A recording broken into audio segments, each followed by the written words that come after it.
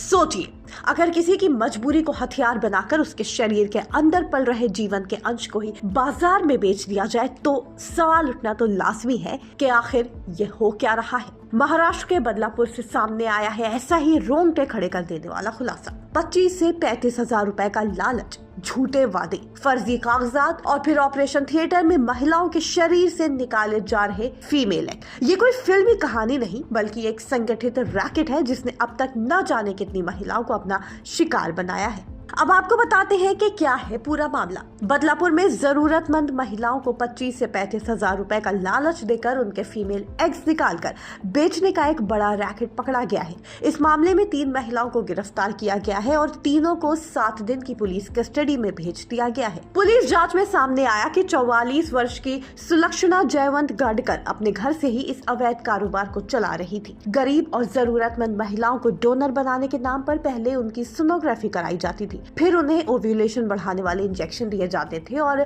जब एग्स की संख्या बढ़ जाती तो महिलाओं को आईवीएफ सेंटर ले जाकर ऑपरेशन के जरिए एग्स निकाल लिए जाते। इसके बाद इन्हीं एग्स को ऊंची कीमत पर बेच दिया जाता था। अब तक 40 पीड़ित महिलाओं की पहचान हो चुकी है, लेकिन पुलिस को शक है कि असली आंकड़ा सैकड़ों में हो सकता है। एक महिला सीमित बार ही एग्स डोनेशन कर सकती है, लेकिन आरोप है कि इस गिरोह ने आधार कार्ड और फर्जी दस्तावेज बनाकर एक ही महिला से कई बार एग्स निकलवाए।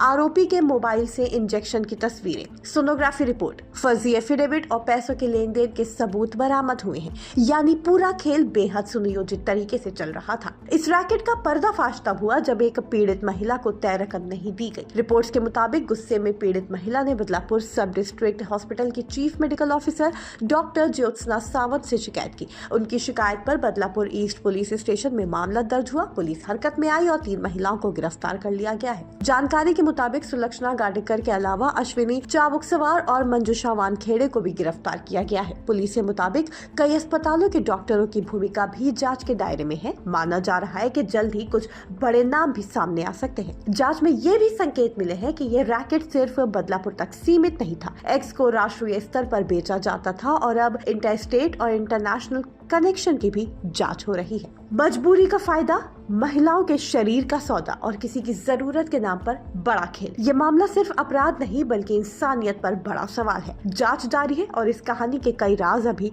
खुलने बाकी हैं। Bureau report, Indian press house, UP.